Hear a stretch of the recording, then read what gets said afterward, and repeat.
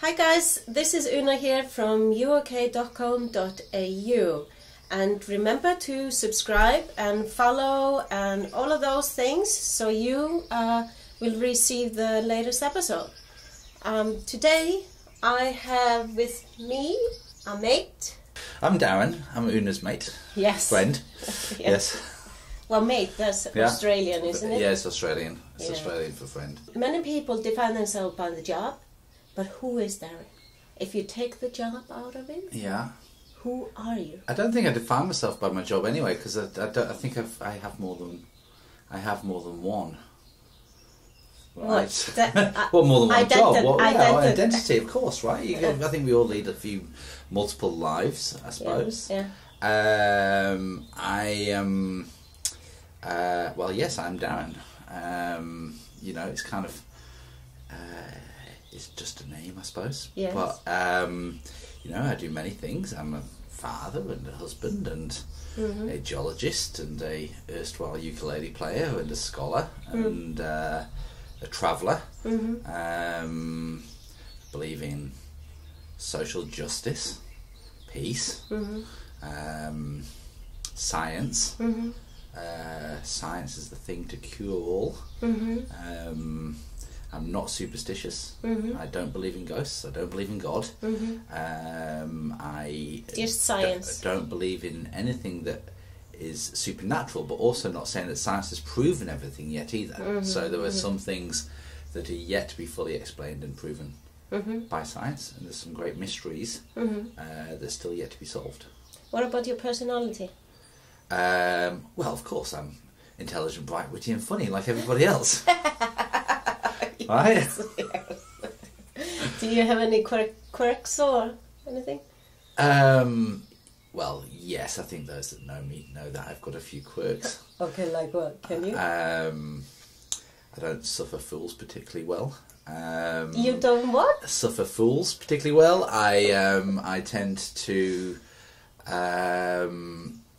react quite spontaneously to many events. I like working hard. I like being busy. Relaxing is something that doesn't come naturally, has to be forced. Okay. So yes, busy life is a good one. Like with the ukulele, that's not forced. That just comes naturally. Well, the ukulele is actually part of me forcing myself to relax and slow down a bit, even though I play it pretty voraciously when I'm going, right? So, but that's all part of the trying to find a moment of mindfulness. Ah, that's good. How is it being Darren? It's pretty good. I think that, there's always a few things that we'd like to improve about ourselves, but I think as overall, I am quite happy. I'm quite happy with how the last 3 or 4 years have gone for me. You were studying, weren't you? I've been studying, yes, as well as working, as well as being a father and a husband and all those other things. I've been cooking more and a bit of uking and stuff. So, I think that I've become more multi-dimensional than what I was before, and that's what the scholarship aspect has enabled me to do. Write my PhD. But again, I'm not one to sort of sit back and absorb those things. It's about driven and purposeful activity. What do you mean by that? Well, I did my PhD in under 3 years, right? Which is not. How long you're supposed to be taking it? Well, it's normally 3 years, but many people take 5 or 10. But everything came together pretty quickly for me, so I managed to push it out fairly quickly. Sometimes it's best to sort of savour it and enjoy it more. And there was a few chapters when I was writing it that I did that I thoroughly enjoyed, that entered some of the more philosophical concepts of my research. They were the hardest ones to write and the ones that garnered the most critique, I must say. But you're getting success out of your writing, aren't you? Now in the future it's going to become... Well, yes, maybe. I mean, I've published a few papers for my PhD already, and there's been some conversations about it being turned into a book. That remains to be seen. Got to find some time for that. Yeah.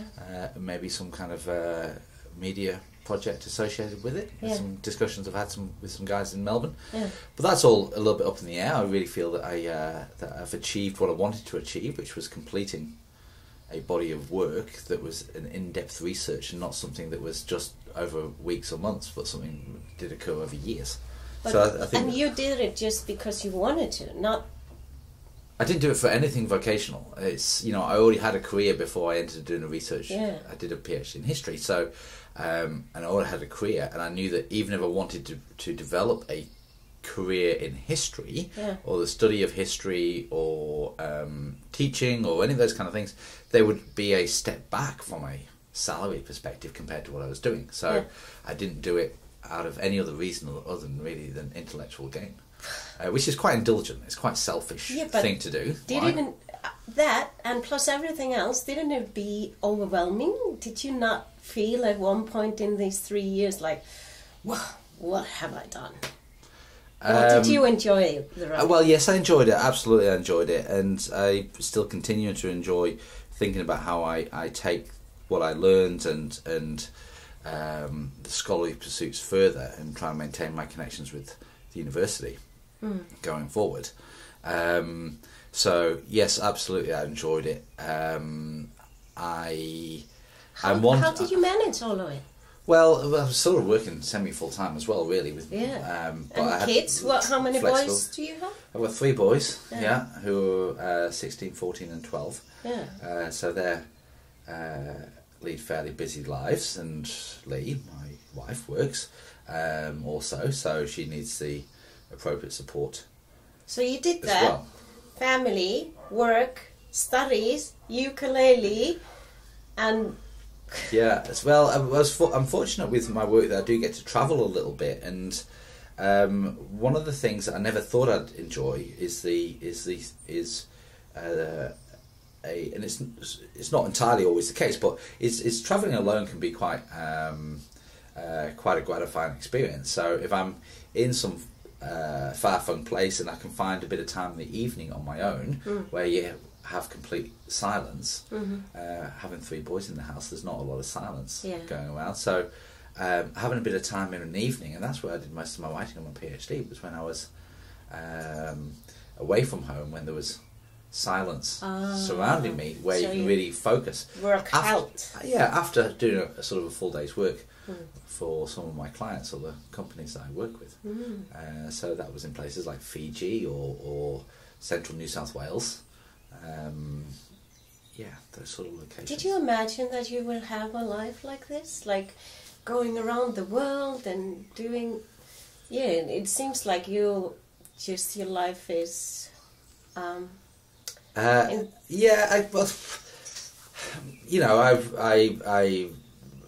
my family moved from the U.K. to New Zealand when I was 16. Outward looking is something that my parents, whilst we didn't have a lot of money to travel when I was a child, it was something that my parents passed upon myself and my brother and sister, to look beyond your immediate environment. I first studied geology because I loved geology and I loved the rocks and I loved the science of geology. I never thought really that it was a vocational career. It would just be an amazing bonus if someone paid me to do it. Oh, wow. And the thing about rocks is that they speak the same language no matter where they are in the world, right? So you can get comparisons between rocks in North America and Mexico and Australia and But you haven't Africa. gone to Iceland. I haven't been to Iceland. It's made up of a lot of basalt, I believe, and some quite interesting tectonics, as it stands astride the continental on the oceanic plate boundary there. So Maybe one day. Maybe one day, yes. It does look fascinating for sure. So we have your art piece here. Well, I don't think we really call it art, Una. It looks great. I love how you drawn yourself, I presume. Yes. With the hat.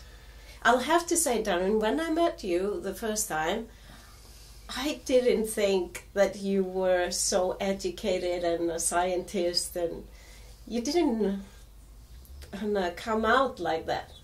And then I got to know you, and I'm like, you blew my mind with how smart you are. Well, yes, I think it's 99% perspiration and 1% inspiration that drives that, to quote Thomas Edison. Yeah, but art is not really, drawing is not really my thing. It looks good though. Yeah. So you have a ukulele, of course. Yes, of course. And I did try to draw myself older, but everyone always thinks I'm older than what I am. And so I guess that in this here, I'm trying to show myself in the future as a older and maybe wiser person. Is it distinct? What's the word? Distinct? Distinguished? Is that what we're looking for? I don't know whether or not distinguished is really my thing either. I'm probably a little bit rough around the edges, really, more than anything. And who is it beside you? Well, of course, that's Lee, of course, and she has a cup of tea and the crossword. I love hearts. But we're, and they're sort of off pointing towards our boys who are off doing their things as they grow up. But this is the thought about growing old together. But we're not standing still there. We're walking, right? Yeah. So it's, I hope that as the boys leave home and go off and find their place in the world, that Lee and I can find some more time to travel together. So hence we've got the Taj Mahal there. I'd love to go Mahal. back to India. Lee and I have both been to India, but not together. So I'd love to go and spend some time in India. And we've always sort of joked about a year in New York, a winter and a summer. And that's what the buildings are there. But I've put the boys on those buildings too, as well as some climbing the mountains. Cool. And, metaphorical mountain climbers rather than actual ones. But as they head off into their world. And what is more studies or? Well, yes, I think if you stop learning, you die, right? So it's important to always to absorb new knowledge. Yeah. I've got a little light bulb above my head with the hope that I continue to have good ideas. Yeah. Or ideas. Not all of them are good, most of them aren't, but you have to continue to have ideas on that. So, yeah, books and study and writing and work and geology and all those things and history, they all come into play. And this is well, that country. Yes, well, there's some mountains. These are the mountains of New Zealand, which I love deeply, and I lived in New Zealand for a long time. And Lee is from New Zealand, but really, is it a place that we'll ever live again? I'm not really too sure on that. Is it a place where we really want to live again? I'm not too sure on that, but I do love it. And so the mountains are there to represent some geology for a start. But what's important, geology is the science of things that move extremely slowly. But the river, I love rivers. I love the way that they move day and night. They move when nobody's watching them. Yeah. And more so than life. More so than the sea. The sea sort of, to me, is just always there. Yeah. Whereas a river is trying to get somewhere. Is on a destination, and I am more about the journey than the destination, and a river is about the journey. Okay. Right? So I suppose... So you don't have any point that you're striving to get to? No, it's just about being on the river and floating downstream with its rapids and its rough spots and its dangerous rocks and its calm, quiet, still water and its overhanging trees. And you're enjoying the ride, even even though it's a little bit bumpy sometimes. And it can be a bit bumpy sometimes, but that's all part of it. Once you're on it, right? Yeah. It's very difficult to get off. Yeah. Right, and eventually you do reach the ocean where it all becomes... So tell me, quiet. In your mind, how does your mind work? Like, my mind is always like, what am my next step to get somewhere or something? What about your mind? What do you think about? I don't think so much about the next step. I think about 5 steps maybe, and then think about the 4 steps that I need to get to that point. Okay. So, which is whether it be something on a daily basis or something to do with technology or something trying to be repaired or something I want to think about. You imagine the achievement first and then the steps in order to Okay. get to that and work them through. Oh, yeah, so right? you do like a visualization. So I don't know if you've ever read Zen and the Art of Motorcycle Maintenance, but I read it when I was in my late teens, and it covers this kind of aspect of thinking through steps quite well. Right? It's kind of a pop philosophy book. But do you enjoy then the moment, even though you have these 5 steps? If you are a step 2, do you enjoy that moment?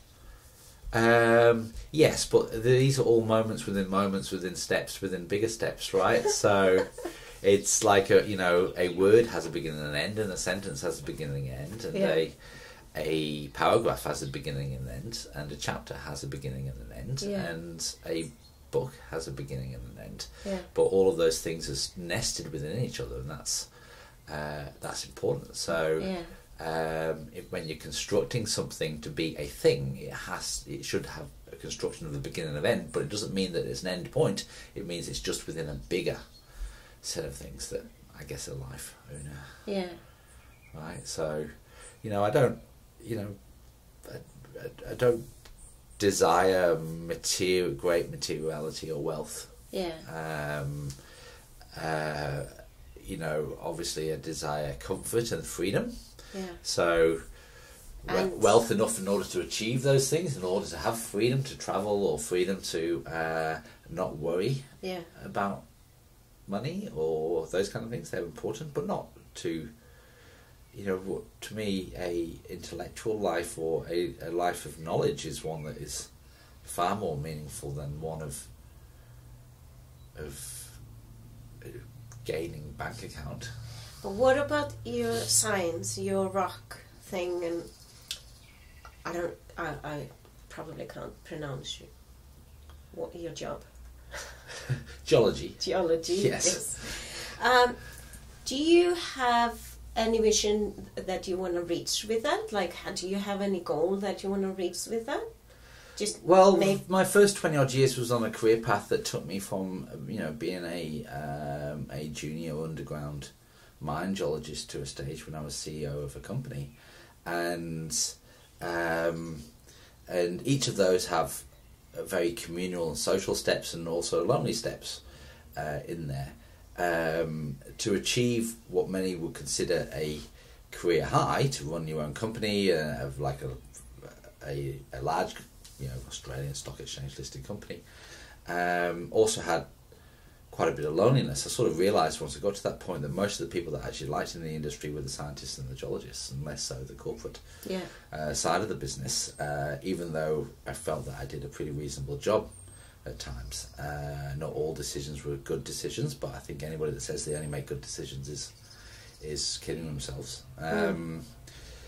So you had that corporate. Yeah, so I had all that corporate life, but it was also a life that was extremely busy and it had no room for anything else. Yeah. It had very little room for ukulele or studying or thinking or the intellectual pursuits.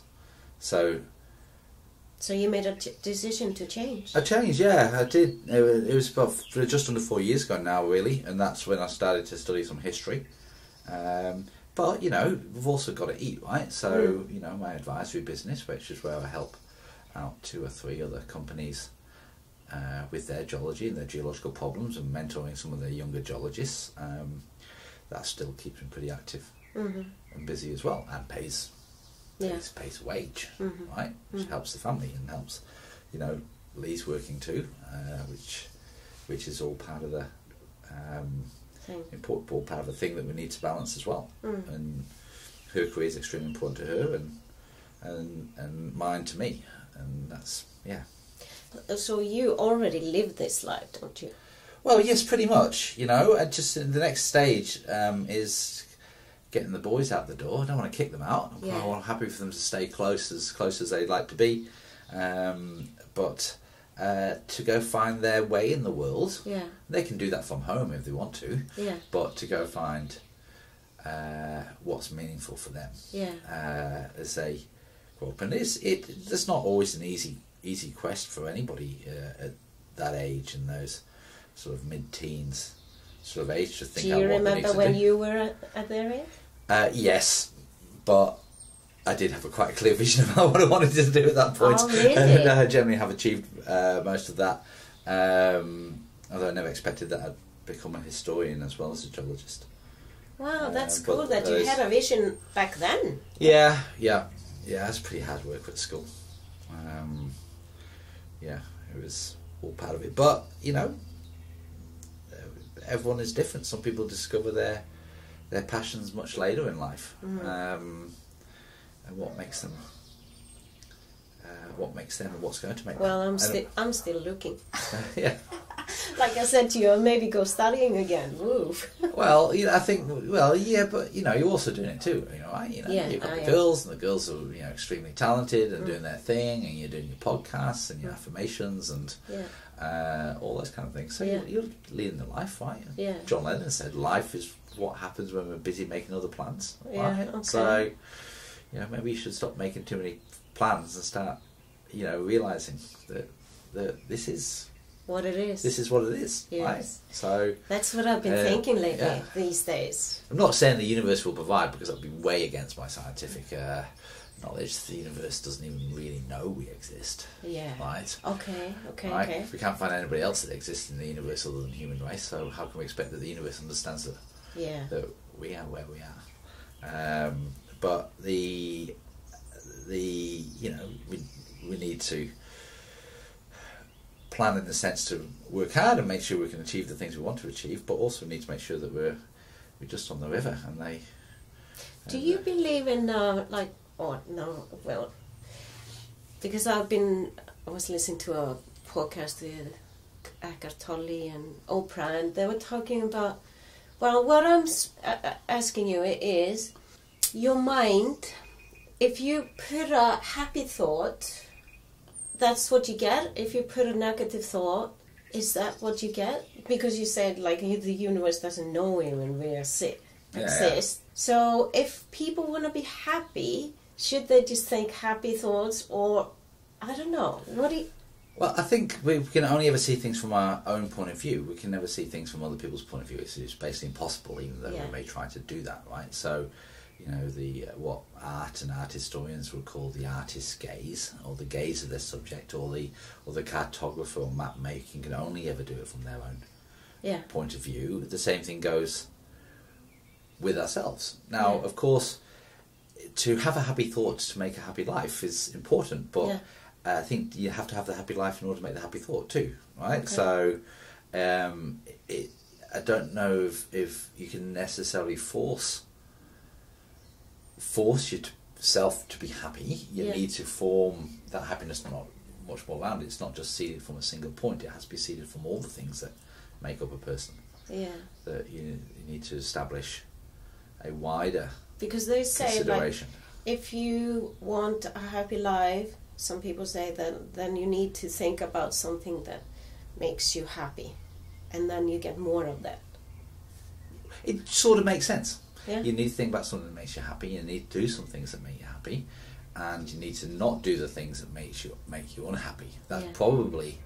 I mean, surely happiness is the natural state, and unhappiness is the one that we need to stop. So if you're doing something that makes you unhappy, you should stop doing it. I think, and that by correlation will make you happy. Maybe we should make it addiction. To be happy. Have it as an addiction. Yeah. So you strive always for more and more and more. It's like alcohol or cigarettes or food or whatever. Or maybe just less and less and less of the things that make you unhappy, right? That's because I think that to do things that make you unhappy is not self-serving. Mm-hmm. So take them out, and then the happiness will just come, rather than trying to make the happy. But some people just don't realize that what I'm doing here right now is not getting me anywhere, and they still keep on doing the same things again and again, and they don't understand why I'm not happy. So I mean, obviously you're raising children, which is it's a task that takes a huge amount of concentration, right? For any parent. Yes. It takes a large amount of concentration. Yeah.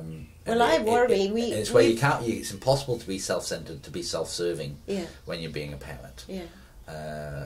so you have to do things for the people, because Yeah. one of the reasons why the human race is so successful is we make children that are completely dependent upon us until they're not, and that takes a long time. Yeah. Whereas, the botanists or the zoologists out there will, not the botanists, the zoologists will probably correct me here, but I think a baby kiwi, like kiwi the bird, Yeah. is independent within 3 days. Oh, okay. But they're born very large, Mm. whereas we're born with extremely large brains, and it takes a little while to fill them up, Yeah. right, and to fill them with wisdom. And I think that's why the human race has possibly been so successful in terms of its things that a lot of people may not consider success, but in terms of being its domination over the land and air and sea, is being driven by the fact that we spend a long time learning before we're ready. Yeah. Right, so But that's the thing is, though, what many parents don't realize is that their thoughts and actions, that's what your child is going to take with them to their future. And they don't realize that they're miserable, when they are miserable and all of that, and if they have a lot of that in their life, that's just how their kids are going to... Yeah, it's quite a lot of our thoughts and actions that our children will take, but as we know, with raising teenagers, they'll generally do the opposite as well, right? So, they don't always do precisely what we expect them or what we require of them, but I think that's a good thing, we talk about the generations, like Gen X or baby boomers or whatever, and that we see got a lot of hope for the post millennials. They don't hate the same as previous generations. No, so they don't. right, so they don't. They're not as gendered or prejudiced. Yeah. Right, some of them are, of course, and they're probably getting that from their parents and being duly influenced, or they've had some kind of life effect that's caused that to happen. But they're hating less, and certainly within our society, our little microcosm of Fremantle is a little bit insulated, perhaps, to see that. But that's what they call awakening. Isn't it? It's hard to imagine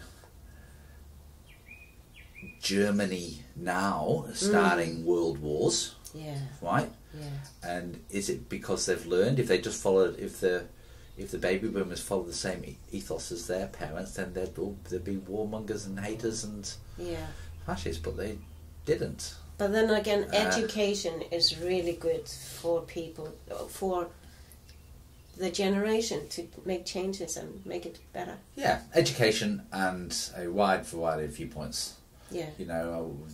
I worry about media, which is part of our education system, right? So the news media is part of our education system, not just talking about strictly about schools, but we see such polarised media now. We don't see objective news reporting. We're reporting one side or the other, generally. Yeah, and generally it's what's horrible happening. Yeah, so those that believe one particular side of politics or one particular viewpoint will generally gravitate towards a news media that's going to tell them that. So it ends up creating that, developing that further in there. So, these are some of the things that are the challenge. Whilst I've got great hope for the post-millennials, they're the challenges, that things we don't understand yet. The world seems smaller with the connectivity, but possibly seems larger geographically. It'd be great to see a world without borders. Yeah. Right? Without people saying, this is my patch, and you're not one of me, so you're not allowed in it. Paradise on earth, that's what I'm striving for, and that's why I used my affirmations to have people changing their habits of thinking into positive rather than negative. Yeah. Any last words? Sounds like you're about to execute me. Wisdom? Some kind of wisdom? No, I have no wisdom. It's just, thank you for having me on the podcast. Well, I enjoyed that. And I'll tell you, Darren, like you surprised me when I saw you first. I didn't... Yes, so you blew my mind. Well, it's a compliment. It's not necessarily a comfortable thing for me to do is draw pictures of my future, Una. I've generally drawn more of the present, but we'll see how it goes. I love your art piece. So thanks for being here. All right. This is Una from U.O.K.com.au. Remember to subscribe so you receive the latest, and follow and all of those things. So have a nice day. Namaste.